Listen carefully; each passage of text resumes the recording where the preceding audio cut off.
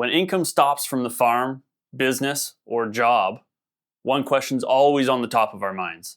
Where does the money come from now? What's it made up of? And how do I support my spending in retirement? Taking a look at someone's income when they're working, fairly straightforward. We have farm salary or grain sales, profit sharing from the business, or just salary coming through every other week. However, once we step into retirement, lines get a little more blurred. That's when it's useful to take a step back and try to understand all inputs in someone's life. Looking at someone who has been employed for most of their working career, there could be an employer's pension, Canada Pension Plan, old age security, and various other sources such as income from a rental property. On the other hand, you could have a farmer that doesn't have a pension.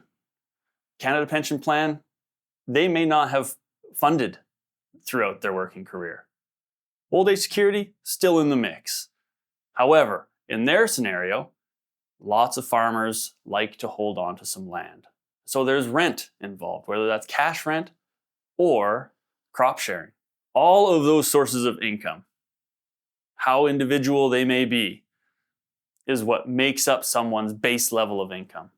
And once we understand how much income someone is bringing in, we then can look towards their expected retirement expenses. If that income is not enough to fill your day-to-day spending, then we need to turn elsewhere to fill those gaps and ensure that your cash flow is sufficient to support your retirement. To how best do we structure this cash flow need that we have? And how do we accomplish some peace of mind? This is a part of the financial plan that we have been using for over 25 years that has been proven to provide more peace of mind and let you sleep at night. And that is the cash flow ladder. So let's assume that you need $90,000 a year above all the other income sources that you have. The cash flow ladder can be structured in registered accounts or non-registered accounts. For now, let's just assume that it's a non-registered account. And we take $90,000 and we put it into what's called a high interest savings account. Essentially, it is a side account that pays you daily interest and it's fully liquid. And that funds your cash flow needs for the whole year, month by month. We then take $90,000 and we put it into a 1-year GIC, paying you a set amount of interest that will mature in 1 year. Depending on someone's risk tolerance, we may even take $90,000 and put it into a 2-year GIC, therefore creating 3 years of very secure cash flow that is outside of any market volatility. Now, fast forward a year, that high interest savings account is almost run out of money.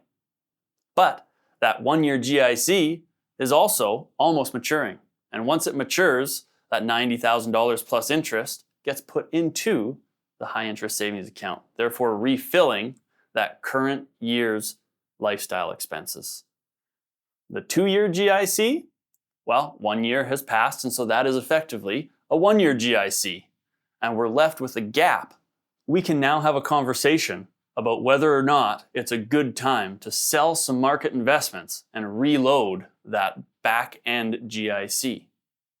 If the markets are good, again, we don't need to be at the top, but we don't want to sell when the markets are quite depressed. If it's a decent time to sell, then we can take $90,000 and put it into that 2-year GIC, reloading and achieving that 3 years worth of quite secure cash flow once again. At Pellegrini Financial, we know that now that you're retired, there is a finite resource that you are living on.